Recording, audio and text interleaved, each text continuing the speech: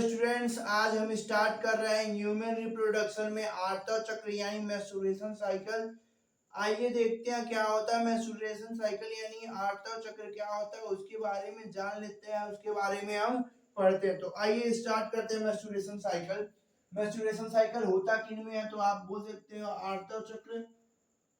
आर्तव चक्र मेनली किन में होता है बाबू, तो ये मादा स्तनधारी बोल सकते हो आप। मादा स्तनधारी जैसे आप बोल सकते हो बंदर, मानव, बंदर मानव में ये आर्तव चक्र देखने को मिलता है। यानी आप बोल सकते हो आर्तव चक्र कहाँ कहाँ देखने को मिल सकता है, तो मादा स्तनधारियों में आर्तव चक्र देखने को मिलता है। आर्तव चक्र स्टार्ट कब होता है, तो आप बोल सकते हो प्यूबर्टी पे यानी यौवनारंभ पर। किसमें, किस पर, प्यूबर्टी आने पर यानी यौवन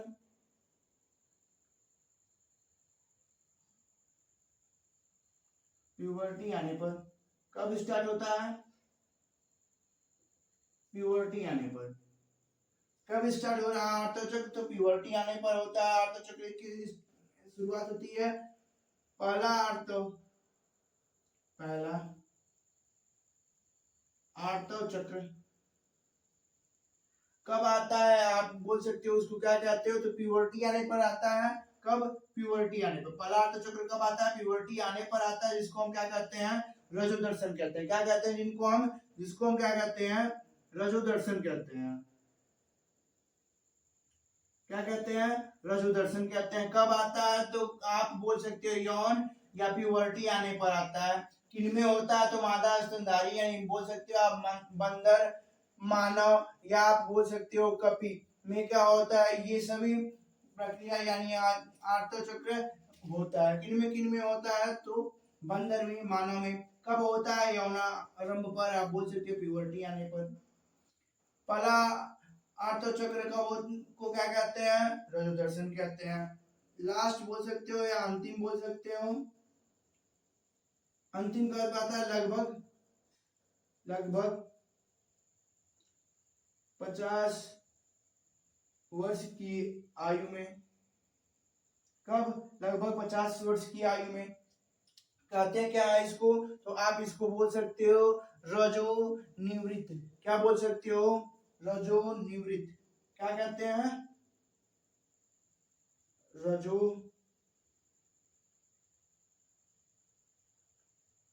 निवृत्त। क्या कहते हैं, रजो निवृत्त कहते हैं किसको। लास्ट बोल सकते हो यानी मेंस्ट्रुएशन साइकिल क्या हो जाता है, लास्ट मेंस्ट्रुएशन साइकिल यानी आर्तव चक्र का लास्ट कब होता है, तो लगभग 50 वर्ष की आयु में होता है। कब होता है, लगभग 50 वर्ष की आयु में। कब तक, 50 वर्ष की। इसका औसतन आप बोल सकते हो कि इसका औसत आवर्धन या अवधि क्या होती है, औसत अवधि, तो आप इसका औसतन अवधि बोल सकते हो कितने दिन का होता है मेंस्ट्रुएशन साइकिल यानी आर्तव चक्र, तो 28 से 29 दिन। कितने दिन का होता है, तो 28 से 29 दिन तक का होता है। क्या, मेंस्ट्रुएशन साइकिल यानी आर्तव चक्र कितने दिन का होता है, तो आप बोल सकते हो 28 से 29 दिन तक का होता है। कितने दिन का, 28 से 29 दिन तक का। और आप बोल सकते हो रजो दर्शन से, रजो दर्शन से लेकर के रजो निवृत्ति तक का समय क्या कहलाता है, आप बोल सकते हो, तो ये कहलाता है जनन अवधि कहलाता है। जनन अवधि क्या कहलाता है, जनन अवधि किसको कह सकते हो, तो आप बोल सकते हो रजो दर्शन से लेकर करके रजो निवृत्ति तक का समय क्या कहलाता है, जनन अवधि कहलाता है। क्या कहलाता है, जनन अवधि कहलाता है। क्या कहलाता है, जनन अवधि कहलाता है। कौन, आप बोल सकते हो, देखो मेंस्ट्रुएशन साइकिल क्या होता है, मेंस्ट्रुएशन साइकिल किन में होता है, तो ये मादा स्तनधारियों में होता है। मेंस्ट्रुएशन साइकिल कहाँ होता है, मादा स्तनधारियों में होता है। जैसे आप बोल सकते हो बंदर और कभी बंदर कब या मानव में। मेंस्ट्रुएशन साइकिल का शुरुआत कब होता है? तो यौन आरंभ पर होता है, यानी प्यूबर्टी आने पर होता है। प्रथम आर्तव चक्र को हम क्या कहते हैं? तो प्रथम आर्तव चक्र को हम रजोदर्शन कहते हैं। अंतिम आर्तव चक्र को आप क्या कहते हो? तो अंतिम आर्तव चक्र को आप रजो निवृत्त कहते हो। और रजोदर्शन से लेकर के रजो निवृत्त तक के समय को आप क्या कहते हो? जनन अवधि कहते हो। क्या कहते हो? जनन अवधि कहते हो। आई होप आपको ये समझ में आया होगा। आइए देखते हैं इनके कितनी फेज होते हैं। इनके बाबू बोल सकते हो आप कि 4 फेज होते हैं, उनको हम पढ़ते हैं। इनकी अवस्था के बारे में जान लेते हैं। तो मेंस्ट्रुएशन साइकिल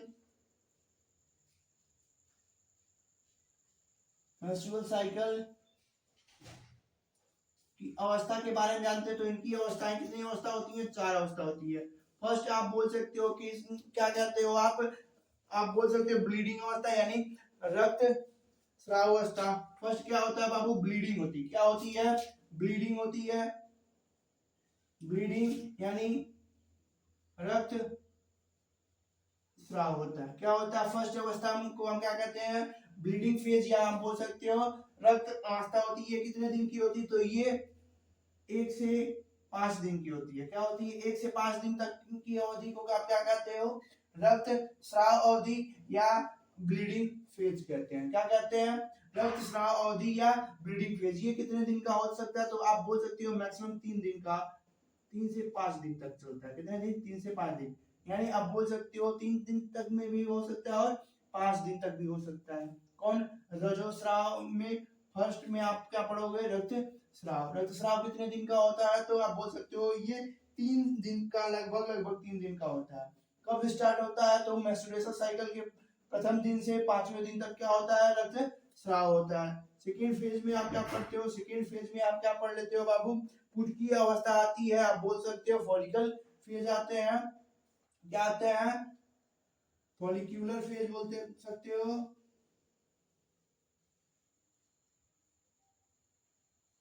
फॉलिक्यूलर फेज यानी पुटकी प्रावस्था। पुटकी प्रावस्था। पुटकी प्रावस्था कितने दिन का होता है? तो बाबू आप बोल सकते हो ये 4 से कितने दिन तक का? 4 से 13वें दिन तक। कितने दिन तक? 4 चौथे दिन से 4th डे से आप बोल सकते हो 13 डेज तक के समय को हम क्या कहते हैं? तो हम उनको क्या कहते हैं? पुटकी प्रावस्था यानी फॉलिक्यूलर फेज कहते हैं। ये लगभग कितने दिन का होता है? तो 8 से 9 दिनों का। कितने दिनों का? 8 से 9 दिनों का। कौन? पुटकी प्रावस्था। पुटकी प्रावस्था कितने दिन की होती है? तो पुटकी प्रावस्था 8 से 9 दिनों तक की हो सकती है। कितने दिनों तक की हो सकती है? तो 8 से 9 दिनों तक की हो सकती है। थर्ड फेज क्या आता है? थर्ड फेज बता दो आप क्या आता है?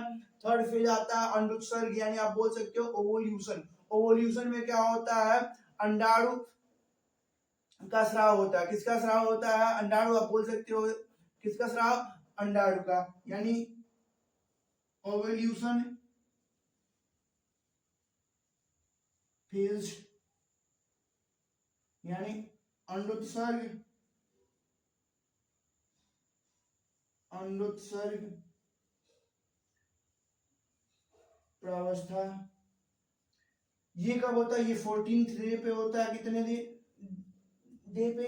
आप बोल सकते हो 14th डे पे, यानी 14वें दिन पे होता है। कितने? कौन से दिन पे? 14वें दिन पे होता है। कितने दिन पे? 14वें दिन पे। जब क्या होता है? आप बोल सकते हो पिट्यूटरी की ग्रंथि। पिट्यूटरी ग्रंथि पे LH और FSH का लेवल क्या होता है? शीर्ष पे होता है। उनका स्तर कहाँ पर होता है?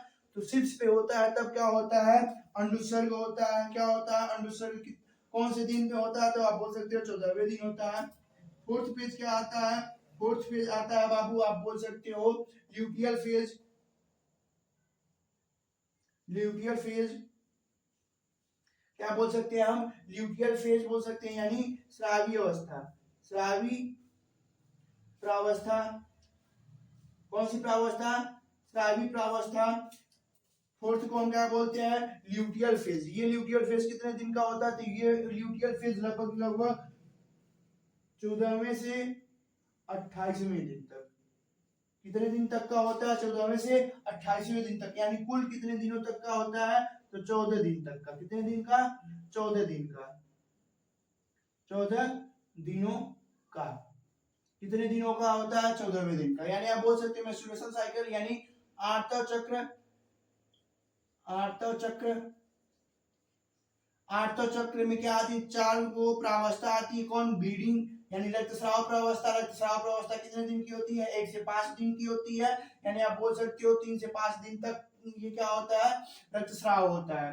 फॉलिक्यूलर फेज होता है यानी पुटकीय प्रावस्था होता है। पुटकी प्रावस्था 14 दिन से यानी चौथे दिन से कितने दिन, 13वें दिन तक की होती है, यानी लगभग 8 से 9 दिनों तक की होती है। उसके बाद आता है ओवुलेशन फेज यानी अंडोत्सर्ग प्रावस्था। अंडोत्सर्ग प्रावस्था कौन से दिन पे होती है, अंडोत्सर्ग कब होता है, तो आप बोल सकते हो 14वें दिन होता है। कौन से दिन पे होता है, तो 14वें दिन पे होता है। यानी ये कितने दिन की प्रावस्था है, 1 दिन की प्रावस्था है।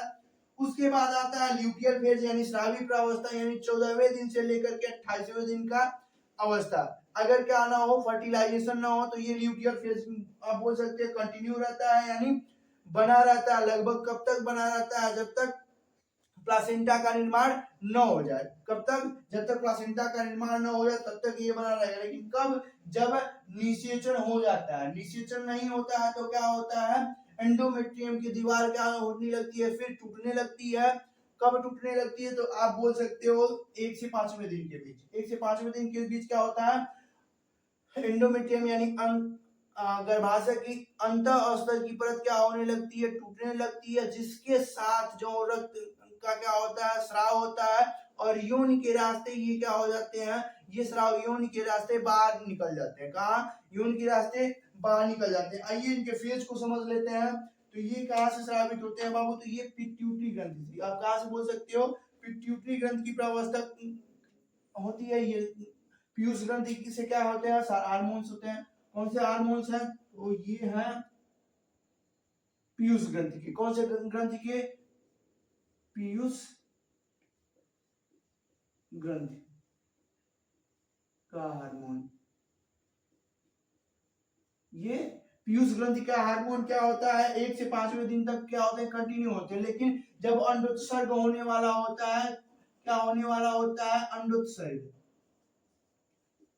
अंडोत्सर्ग, अंडोत्सर्ग के समय क्या होते हैं, ये पीक पे होते हैं। यानी LH और FSH का लेवल क्या होता है, स्तर क्या होता है, तो शीर्ष पे होता है। LH और FSH का लेवल कहाँ होता है, शीर्ष पे होता है। ये कहाँ से स्रावित होते हैं, तो ये बोल सकते हो अंडाशय से स्रावित होते हैं। कहाँ से, अंडाशय का हार्मोन बोल सकते हो। कहाँ का हार्मोन है, तो अंडाशय का हार्मोन। अंडाशय में क्या होता है, परिवर्तन होते हैं। यानी बोल सकते हो 1 से 5वें दिन तक क्या होता है, अंडाशय में एस्ट्रोजन का लेवल बना रहता है। लेकिन 5वें दिन के बाद क्या होता है, एस्ट्रोजन का लेवल बढ़ रहा है। एस्ट्रोजन का लेवल बढ़ने का मतलब क्या हो रहा है, कि आप बोल सकते हो अंत स्तर की दीवार का पुनः निर्माण शुरू हो जाता है, शुरू हो जाता है। यानी एस्ट्रोजन का लेवल क्या बढ़ रहा है, लेकिन प्रोजेस्टेरॉन का लेवल क्या हो रहा है बाबू, कंटिन्यू हो रहा है। और कब, एस्ट्रोजन, देखो जब अंडोत्सर्ग हो रहा है तब क्या हो रहा है, एस्ट्रोजन का लेवल क्या हो रहा है, घट रहा है। लेकिन प्रोजेस्टेरॉन का लेवल क्या हो रहा है, बढ़ रहा है। और ये कब तक होगा, लगभग 28वें दिन तक, 28वें दिन तक। और उसके बाद क्या हो जाएगा, 28वें दिन के बाद रक्त स्राव होना स्टार्ट हो जाएगा। क्यों, क्योंकि एंडोमेट्रियम की दीवार यानी अंत स्तर की दीवार क्या हो जाती है, पुनः टूटने लगती है। क्यों, क्योंकि बाबू फर्टिलाइजेशन नहीं हुआ है। फर्टिलाइजेशन नहीं होगा तो इम्प्लांटेशन नहीं होगा। इम्प्लांटेशन नहीं होगा तो एंडोमेट्रियम की दीवार फिर टूटने लगेगी। और अंडाशय में क्या होने लगेगा, पुटकीय परिवर्तन होने लगेगा। पुटकीय परिवर्तन होने लगेगा। पुटकी परिवर्तन में क्या होने लगेगी, फिर एक अंड कोशिका का निर्माण होने लगेगा। और नए अंड कोशिका बन के तैयार हो जाएगी। वो नई अंड कोशिका अंडोत्सर्ग के द्वारा किसका निर्माण क्या स्रावित करेगी, अंड कोशिका के, यानी बोल सकते हो अंडाणु का क्या करेगी, वो स्राव करेगी। आई होप आपको ये समझ में आया होगा। आइए इन फेज के बारे में पढ़ लेते हैं, इन प्रावस्थाओं के बारे में हम क्या कर लेते हैं, पढ़ लेते हैं। तो मेंस्ट्रुअल फेज क्या होता है यानी ब्लीडिंग फेज क्या होता है उसके बारे में हम जान लेते हैं।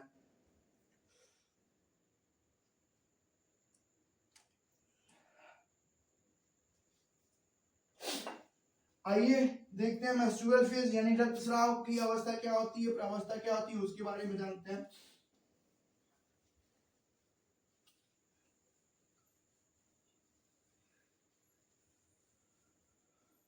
आइए देखते हैं, स्टार्ट करते हैं। क्या होता है, मान लीजिए ये क्या हो गया है, किसका निर्माण हो चुका है, ये मान लीजिए गर्भाशय की दीवार है, ये क्या है, गर्भाशय है, ये गर्भाशय है। गर्भाशय की अंत स्तर की कोशिकाएं, ये जो अंत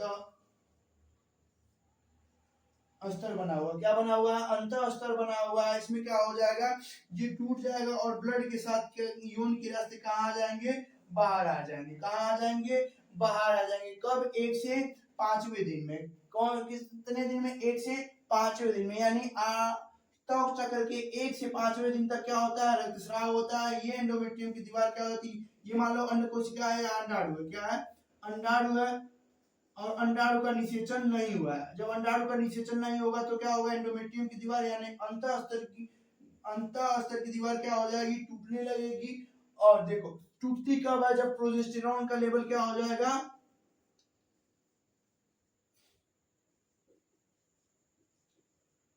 प्रोजेस्टेरॉन का लेवल क्या हो जाएगा, कम हो जाएगा। प्रोजेस्टेरॉन का लेवल क्या हो जाएगा, धीरे धीरे कम हो जाएगा। क्या हो जाएगा, प्रोजेस्टेरॉन का लेवल कम हो जाएगा। प्रोजेस्टेरॉन का लेवल कम होने के बाद क्या हो जाएगा, तो आप बोल सकते हो एंडोमेट्रियम यानी अंत गर्भाशयी स्तर, अंत गर्भाशयी स्तर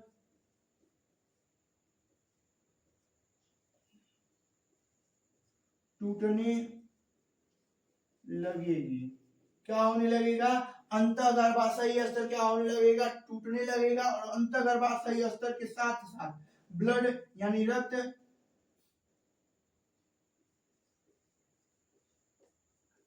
के साथ अंत गर्भाशय स्तर की दीवार मिल करके यौन के रास्ते कहाँ चली जाएगी, इनमें क्या हो सकते हैं, इनके साथ साथ अनिषेचित अनिषेचित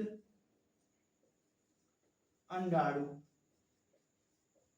क्या यून के रास्ते कहाँ चला जाएगा, यून के रास्ते बाहर चला जाएगा, शरीर के बाहर। किसके रास्ते, यून के रास्ते। किसके रास्ते चला जा रहा है, यून के रास्ते। कहाँ चला जाएगा, बाहर चला जाएगा। ब्लीडिंग फेज क्या होता है, ब्लीडिंग फेज 1 से 5वें दिन की प्रावस्था होती है। कितने दिन की, 1 से 5वें दिन की। ये लगभग कितने दिन तक ब्लीडिंग होता है, तो आप बोल सकते हो रक्तस्राव लगभग 3 से 5 दिन तक का होता है। कब होगा, जब अंडाणु का निषेचन नहीं हुआ होगा। क्या नहीं होगा, निषेचन नहीं होगा। निषेचन नहीं होगा तो क्या होगा, एंडोमेट्रियम की दीवार यानी अंतःगर्भाशयी स्तर रक्त के साथ साथ अनिषेचित अंडाणु को यौन के रास्ते क्या कर देते हैं, बाहर कर देते हैं। इस प्रावस्था को क्या कहते हैं, तो इस प्रावस्था को हम क्या कहते हैं, ब्लीडिंग फेज या रक्तस्राव प्रावस्था कहते हैं। सेकेंड क्या है, तो सेकेंड आप बोल सकते हो कि सेकेंड क्या है, पुटकी प्रावस्था है। क्या है, पुटकी प्रावस्था है। आइए देखते हैं पुटकी प्रावस्था क्या होती है। पुटकी प्रावस्था के बारे में जानते हैं। पुटकी प्रावस्था क्या होती है, आप बोल सकते हैं पुटकी प्रावस्था में कि पुटकी प्रावस्था में किसका निर्माण होगा, पुटक कोशिकाओं का, या पुटक का निर्माण होगा। तो पुटक का निर्माण कैसे होता है उनके बारे में देखते हैं। किसका निर्माण होगा, पुटक का निर्माण होगा। तो आप बोल सकते हो हाइपोथैलेमस से, हाइपोथैलेमस क्या रिलीज करेगा, GnRH रिलीज करेगा। क्या रिलीज करेगा, स्राव करेगा GnRH हार्मोन यानी gonadotropin releasing hormone. Gonadotropin releasing hormone का क्या करेगा, स्राव करेगा। जो क्या, जो अग्र पीयूष ग्रंथि, जो अग्र पीयूष ग्रंथि से क्या करते हैं बाबू, अग्र पीयूष ग्रंथि से LH और FSH का स्राव कर रहा होता है। किसका, LH और FSH हार्मोन का क्या कर रहा होता है, स्राव करवाता है। एलएच का फुल फॉर्म क्या होता है? Luteinizing hormone. और एफएसएच का फुल फॉर्म क्या होता है? Follicle stimulating hormone. Luteinizing hormone और फॉलिकल स्टिमुलेटिंग हार्मोन्स का क्या करेगा? अग्र पीयूष ग्रंथि स्रावित करेगा। ये क्या करेगा? स्राव करेगा, जिनके एफएसएच के कारण क्या होगा? ग्राफियन पुटिका का निर्माण होगा। क्या होगा? एफएसएच क्या करवाएगा? तो ग्राफियन फॉलिकल यानी पुटिका का निर्माण होगा। किसका निर्माण होगा? ग्राफियन फॉलिकल का निर्माण होगा। किसका निर्माण होगा? ग्राफियन फॉलिकल का निर्माण होगा। ग्राफियन फॉलिकल का निर्माण होगा और इसके बाद क्या हो जाएगा बाबू? तो आप बोल सकते हो एस्ट्रोजन का लेवल क्या हो जाएगा? धीरे धीरे बढ़ने लगेगा। किसका? एस्ट्रोजन का लेवल क्या हो जाएगा? बढ़ जाएगा। एस्ट्रोजन का लेवल क्या हो जाएगा? बढ़ जाएगा। जब एस्ट्रोजन का लेवल बढ़ता है तो क्या होता है? अंतःगर्भाशयी स्तर, अंतःगर्भाशयी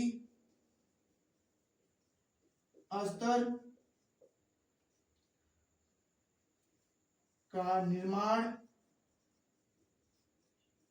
पुनः शुरू हो जाता है।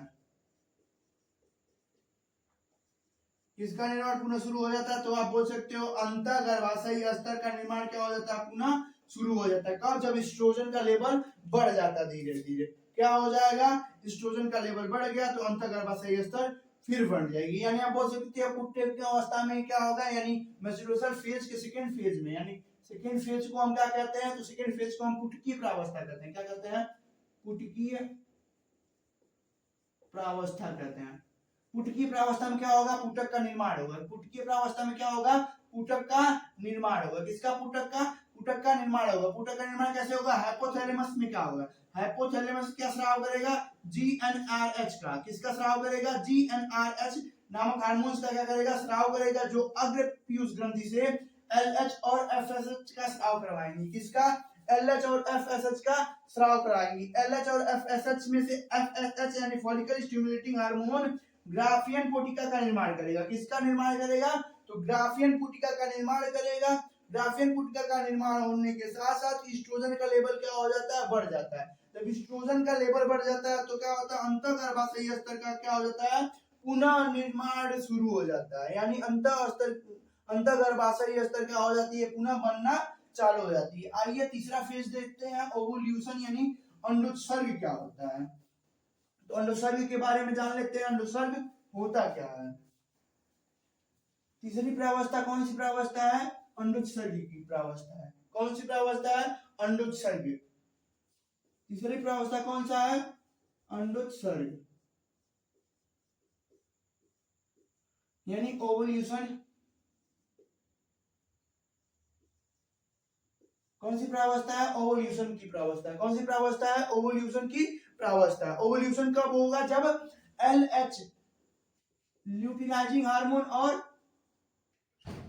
और एफएसएच यानी फॉलिकल स्टिमुलेटिंग हार्मोन्स का क्या हो जाएगा? लेवल बढ़ जाएगा। क्या हो जाएगा? इनका लेवल यानी इनका स्तर क्या हो जाता है? इन दोनों का स्तर शीर्ष पे होगा। किस पे होगा? शीर्ष पे होगा। तो क्या होगा? अंडोत्सर्ग होगा। क्या होगा? अंडोत्सर्ग होगा। क्या होगा बाबू? तो अंडोत्सर्ग होगा। क्या होगा? अंडोत्सर्ग होगा। अंडोत्सर्ग हो गया। अब उसके बाद पढ़ते हैं हम, आ जाते हैं हम फोर्थ प्रावस्था के बारे में पढ़ते हैं। चौथी प्रावस्था के बारे में पढ़ते हैं। तो चौथी प्रावस्था क्या होती है? ल्यूटियल फेज होती है। ल्यूटियल फेज होती है। ल्यूटियल फेज के बारे में जान लेते हैं। ल्यूटियल फेज क्या होता है? यानी स्रावी प्रावस्था। फोर्थ वाला कौन है बाबू? तो स्रावी प्रावस्था यानी ल्यूटियल फेज। ल्यूटियल फेज कौन सा phase? Luteal phase. Luteal phase यानी स्रावी प्रावस्था क्या होती है उसके बारे में जानते हैं। तो ये ल्यूटियल फेज यानी किसका स्राव हो गया? अंडोत्सर्ग का। अंडोत्सर्ग हो गया यानी अंडाणु का स्राव हो चुका। अंडोत्सर्ग का स्राव होने के बाद क्या बन जाते हैं? वो बचे हुए पुटिकाएं क्या बन जाती हैं? कार्पस ल्यूटियम बन जाती है। क्या बन जाती हैं? तो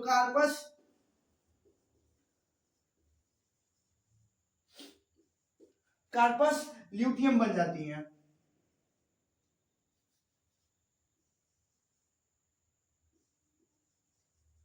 कार्पस ल्यूटियम बन जाती है। ये कार्पस ल्यूटियम क्या करता है? प्रोजेस्टेरॉन का लेवल बढ़ा देता है। किसका?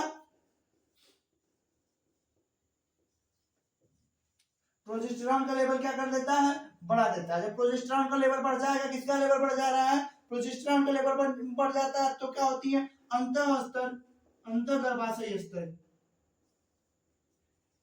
अंतःगर्भाशयी स्तर बनी रहती है। क्या बनी रहती है, अंतःगर्भाशयी स्तर बनी रहती है।